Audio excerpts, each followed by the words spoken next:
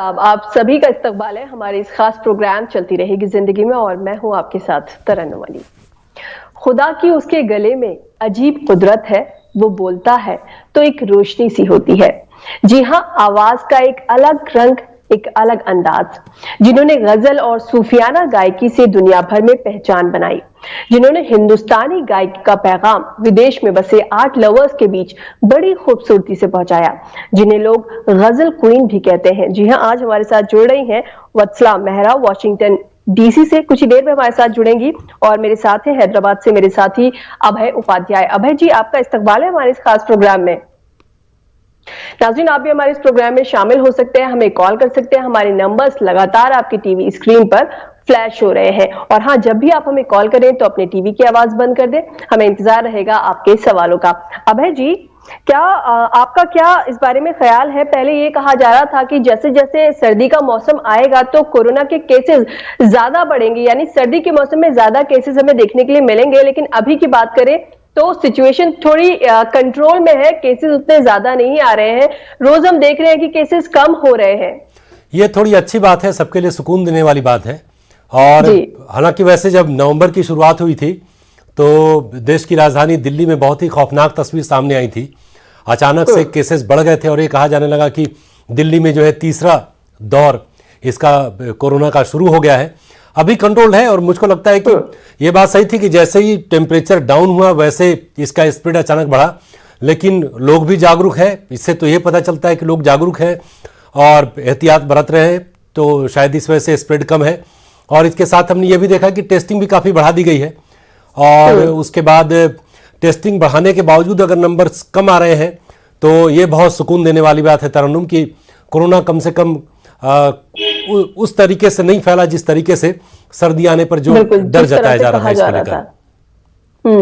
जी, तो जिस तरह से अभी टेस्टिंग की बात आपने की, टेस्टिंग हो रही है, तो क्या लग रहा है कहीं ना कहीं टेस्टिंग ज्यादा हो रही है तो इस वजह से भी केसेस हमको देखने के लिए मिल रहे हैं कि कम हो रहे हैं?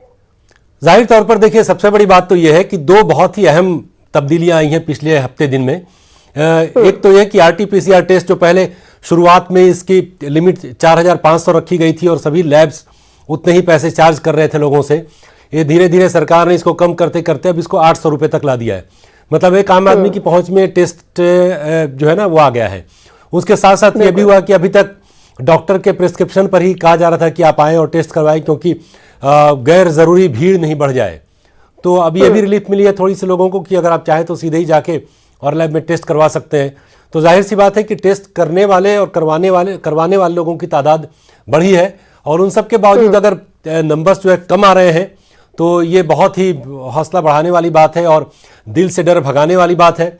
और इसके साथ ही साथ हम तो लगातार चर्चा कर रहे हैं इसमें कि फाइजर की जो वैक्सीन है यूके में उसकी टेस्टिंग शुरू हो गई है। हालांकि तकरीबन 250 लोगों में 6 में कुछ एडवर्स इफेक्ट भी देखने को मिले हैं। अब ये हम सभी जानते हैं कि जिस वैक्सीन को डेवलप करने में कम से कम 5 से 6 साल का वक्त लगता है, वो हम लोग 1 साल में ही चाह रहे हैं, तो कुछ न कुछ तो इसके लिए तैयार रहना पड़ेगा। हालांकि ये बहुत ही उत्साहजनक बात है, हौसला बढ़ाने वाली बात है।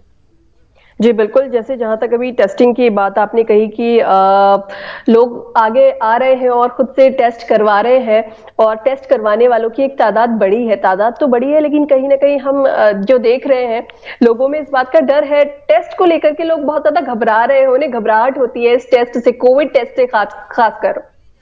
वो जाहिर सी बात है, क्योंकि एक बार देखिए, जब तक किसी को नहीं हुआ तब तक ये कुछ लगता नहीं है कि मुझको ये मेरे में इन्फेक्शन होगा और मैं कोरोना मुझको हो जाएगा, तो तब तक तो लोग बहुत ही निश्चिंत होते हैं। लेकिन जैसा हमारे प्रोग्राम में उस दिन डॉक्टर एक्सपर्ट थी निमी बता रही थी कि आप उनसे जाकर पूछिए जिनको एक बार इससे गुजरना पड़ा है, तो उनका जो एक्सपीरियंस है वो बहुत ही डराने वाला है। क्योंकि वो जो जब तक एक बार कोविड पॉजिटिव होने के बाद निगेटिव नहीं होता, उस बीच का जो दौर होता है पूरे परिवार के लिए, आस पड़ोस के लोगों के लिए, सबके लिए बहुत ही खौफनाक होता है। और अच्छा खासा आप दिन भर घूमते हैं, दोस्तों से मिलते हैं, ऑफिस जाते हैं, शॉपिंग करते हैं, लेकिन अचानक कन्फाइंड होना पड़े एक कमरे में, तो उसकी बात आप समझ सकती हैं और क्या गुजरती है उन लोगों के ऊपर। बिल्कुल, एक घबराने वाली बात तो है ही, कोरोना है ही ऐसा कि इसने हम सब के अंदर एक डर जो है वो कहीं ना कहीं बैठा दिया है। अभय जी, यहाँ पर हमारे साथ हमारे गेस्ट जो है आज की वत्सला मेहरा, वो हमारे साथ काफी इंतजार के बाद जुड़ रही हैं। जी बिल्कुल बिल्कुल, वत्सला जी आपका इस्तकबाल है हमारे इस प्रोग्राम में। मुझे वीडियो में कुछ दिखाई नहीं दे रहा। आप नहीं दिखाई दे रहे मुझे। जी तो जी फिलहाल वत्सला हमारी जी। आवाज आप तक पहुंचती रहेगी वत्सला जी, और आप आवाज पर ही ओके। रिस्पॉन्ड करें। और खासकर आज तो आपको देखने और सुनने के लिए हम लोग इकट्ठा हुए और हमारे व्यूअर्स भी, तो हमारी आवाज सुने, आप उसके लिहाज से रिस्पॉन्ड करें। जी बिल्कुल। ओके मगर वत्सला जी, एक तो सबसे पहले आपका बहुत बहुत शुक्रिया कि इस वक्त आप हमारे साथ जुड़ी। मैं इस वक्त इसलिए कह रही हूँ क्योंकि अभी इंडिया में तो यहाँ 3 बज रहा है, और अगर वहां की बात करें वॉशिंगटन की, तो इस वक्त वहां सुबह के 4 या 4:30 बजे हैं। तो आप इतनी सुबह सुबह हमारे साथ जुड़ी, उसके लिए आपका बहुत बहुत शुक्रिया हमारे साथ जुड़ने के लिए। आपका शुक्रिया मुझे आपके प्रोग्राम में लाने के लिए। आपकी आवाज क्लियर नहीं आ रही, but I will try to give you respond as much as I can. जी जी वत्सला जी, सबसे पहले मुझे ये बताइए कि जैसे आप अपनी सिंगिंग को लेकर के पूरी दुनिया में ट्रेवल करती रहती हैं, हर साल कहीं ना कहीं आपके कॉन्सर्ट्स चलते रहते हैं, और मैं देखती हूँ इंडिया भी आप काफी विजिट करती हैं। लेकिन इस साल क्योंकि कोरोना की वजह से कोई भी कहीं नहीं जा पाया, इस तरह के कोई कॉन्सर्ट भी नहीं हुए, तो आपकी क्या प्लानिंग्स थी? किस तरह के कॉन्सर्ट्स आगे होने थे जो नहीं हो पाए कोरोना की वजह से?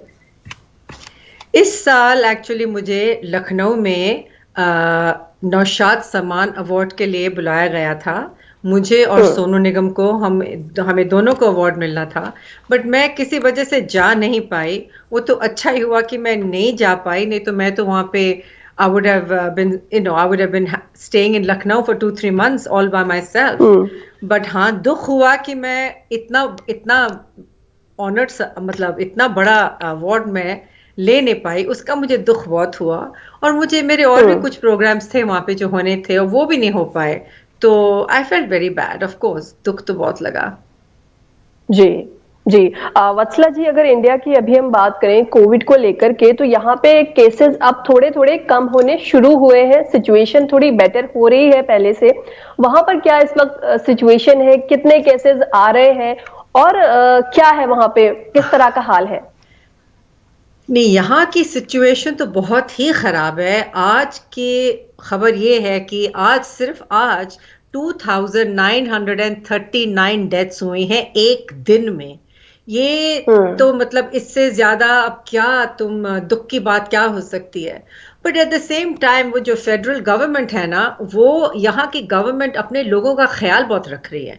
उन्होंने हम्म। $1200 एवरी पर्सन को दिए हैं जिनकी तनख्वाह 80,000 2019 में थी। उसके अलावा जो लोग अनएम्प्लॉयड हैं उनको $600 पर वीक दे रहे हैं, and plus 200 on top, depending upon उनकी इनकम कितनी थी। तो मतलब, और उन्होंने आई थिंक मार्च से लेके अभी तक नवंबर तक दिया है। हम्म। तो वो तो नो बेनिफिट्स फ्रॉम जुलाई 31 से लेके आज तक, मतलब नवंबर तक। तो मेरे हिसाब से तो यहाँ की government, they are taking very good care of the people over here. But यहाँ की यहाँ के जो लोग हैं, it's become more of a political issue, because Democrats are using the mask. अब जो रिपब्लिकन्स हैं उनका ये कहना है कि कोविड नहीं है। कोविड है भी तो मतलब कोई इतनी सीरियस बात नहीं है। अब जैसे आप देखते हैं, अब प्रेसिडेंट ट्रम्प जहां भी अपनी रैलीज कर रहे हैं, जहां जहां पेरेंट्स कर रहे हैं, वहां पे कोई मास्क नहीं लगा रहा।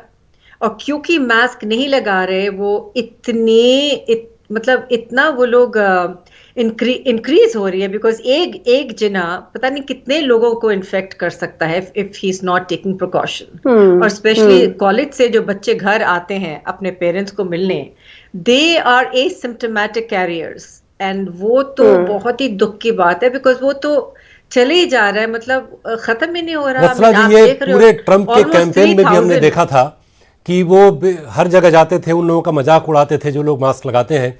लेकिन क्या ये पॉलिटिकल लाइन पर जो बात है उसको छोड़ दें, क्या सोशल प्रेशर भी लोगों के ऊपर नहीं है जो लोग मास्क नहीं लगा रहे हैं, ये समझाते हुए कि ये कितनी खतरनाक चीज है? क्या है, क्यों यहाँ पे कोई बंदिश नहीं कर सकते, because every state has their own governor. तो वो जो गवर्नर उन्हें कहेंगे तो वो वही करेंगे। तो वो जो डेमोक्रेट्स हैं, वो again they are being very very particular. वो but again they can not, कोई फाइन तो दे नहीं रहे, तो ऐसी बंदिश नहीं हो रही। आई थिंक इंडिया में उल्टा आप लोग ज्यादा you're being more strict over there. They're listening to the policeman. जब policeman बोलेगा किसी को कि आप क्यों ऐसे घर से निकल रहे हो, तो वो बात मानते हैं. यहाँ पे नहीं मानने को तैयार. यहाँ पे आप कह ही नहीं सकते, because वो आपको सू कर सकते हैं कि आपने ये हमें क्यों कहा. ये तो it's a democracy. आप ये हमें नहीं कह सकते, आप force नहीं कर सकते हमें. So उस लिहाज से it's very difficult. It's difficult to control the people here. और यहाँ पे पार्टीज भी चल रही हैं. I mean, they are having, पहले आउटडोर पार्टीज थी जहां हम लोग जाते थे 15-16 लोग, पैटियो में हो गई, 6 feet डिस्टेंस रख के, वो फिर भी ठीक था. बट ये youngsters, they are having parties. I am sure India में भी हो रहा है. They are having parties in enclosed homes. हाँ जी वत्सला जी, इंडिया में लेकिन यहाँ पे सिचुएशन थोड़ी कंट्रोल में है. अभी केसेस भी यहाँ पे कम आना शुरू हुए हैं. चलिए हम बहुत ज्यादा इस पर बात नहीं करते हैं. आप हमारे साथ हैं, इतनी बड़ी गजल सिंगर है, तो माहौल को थोड़ा सा हम हल्का करते हैं. हम जरूर चाहेंगे कि कोई गजल आप हमारे व्यूवर्स के लिए गुनगुनाएं. एक आपकी बहुत अच्छी गजल है, आज जाने की जिद ना करो, तो अगर आप वो सुना सके. श्योर, वो सुनना चाहते हैं. ठहरिए, मैं निकालती हूँ. अच्छा, लीजिए.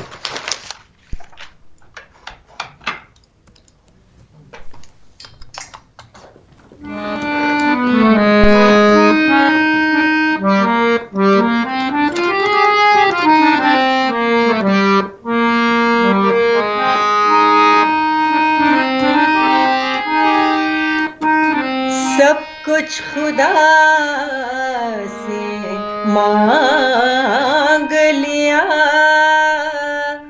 तुझको मांगने के बाद उठते नहीं है हाथ मेरे, अब इस दुआ के बाद आज जाने की जिद ना करो, आज जाने की जिद ना करो. यूं ही पहलू में बैठे रहो, हाय मर जाएंगे हम तो लुट जाएंगे. ऐसी बातें किया ना करो, आज जाने की जिद ना करो. तुम ही सोचो जरा जरा जरा जरा जरा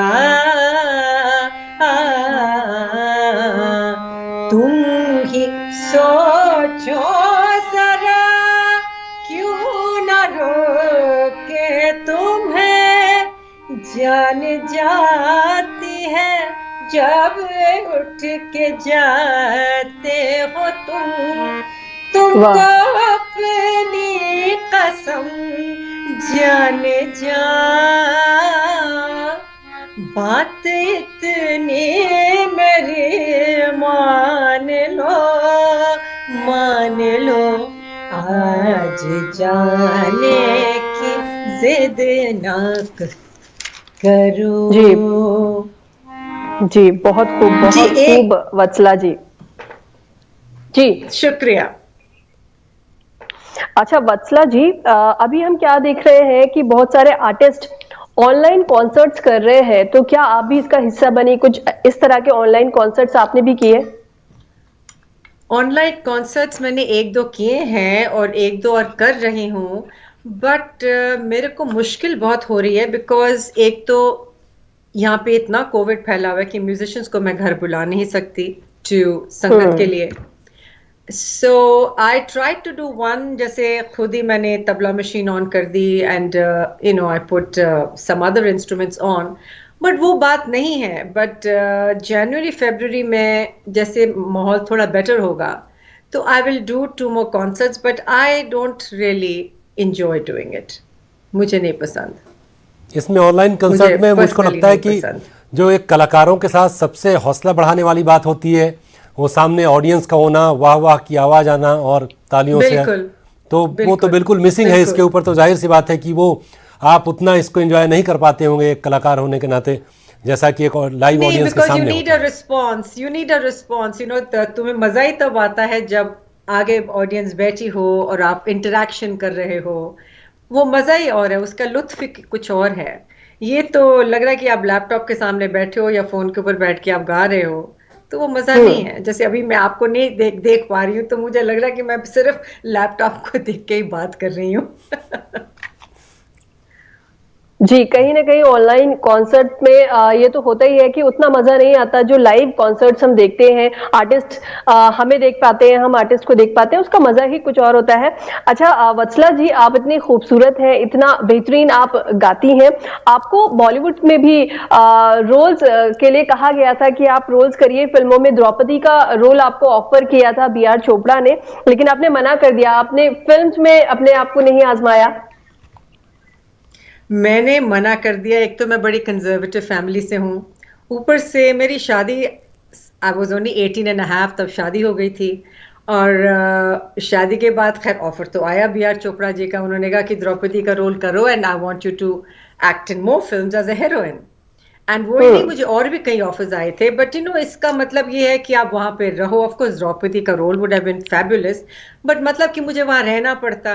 and I was married, I am married, so तो आप ये तो नहीं कर सकते ना कि मियाँ जी यहाँ बैठे और आप वहाँ पे बिल्कुल अपना या तो maybe I was too conscientious of a wife, और मुझे ठीक नहीं लगा वो करने के लिए। तो मैंने अपना तवज्जो सिर्फ गजल गायकी की तरफ ही रखा और सूफी की ओर।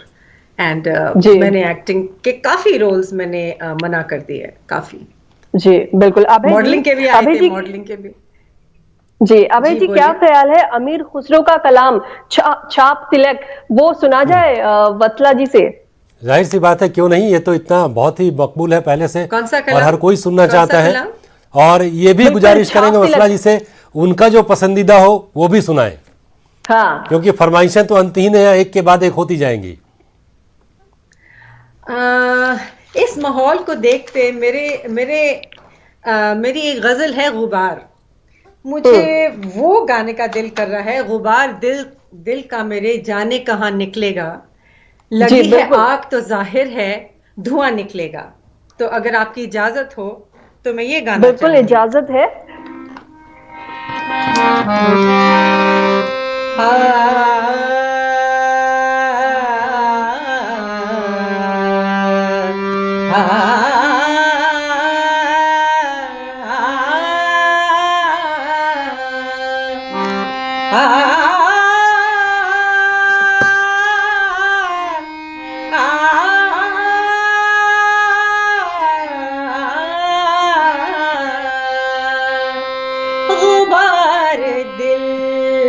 मेरे जाने कहाँ निकलेगा, गुबार दिल का मेरे जाने कहाँ निकलेगा, लगी है आग तो जाहिर है धुआं, गुबार दिल का मेरे जाने कहाँ निकलेगा। बहुत चले थे जहाँ थक के दम लिया हमने, बहुत चले थे जहाँ थक के दम लिया हमने, बहुत चले थे जहाँ थक के दम लिया हमने, किसे खबर थी वो दुश्मन का जहां, किसे खबर थी वो दुश्मन का मकान निकलेगा, लगी है आग तो जाहिर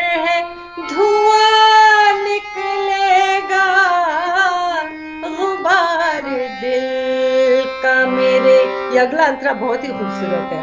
घिरा है आसमां इखलास अब घटाओं में, कोई बताए कि अब चांद कहाँ निकलेगा, कोई बताए कि अब चांद कहाँ निकलेगा।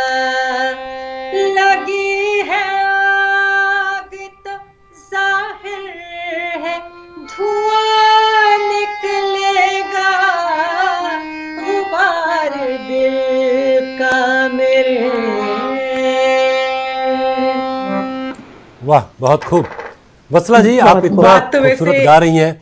एक सवाल तो जहन में आता ही है कि जब जिस वक्त आप यहाँ से यूएसए गई, आपके पास फिल्मों के भी ऑफर थे, गायकी का भी था, और जाहिर सी बात है उस समय तो मुझको नहीं पता आप कितने उम्र से आपने सीखना शुरू किया था, लेकिन 18-19 साल की वो उम्र होती है जहाँ और भी लोग चाहते हैं कि शोहरत बढ़े, कुछ और ट्रेनिंग मिले। तो यूएसए जाकर आपने कैसे वहाँ ट्रेनिंग को कैसे कंटिन्यू रखा? क्या वहाँ इसकी सुविधा थी? नहीं, तो मैं हर साल इंडिया आती थी अपने आप को, I used to be trained, और उसके पहले भी मेरी ट्रेनिंग हुई थी उस्ताद असलम खान साहब से। फिर मैं लौट के आती थी and I used to get trained by Momin Khan साहब, जो लखनऊ घराने के हैं, सदीक अली खान साहब के ग्रेट ग्रेट ग्रैंडसन हैं।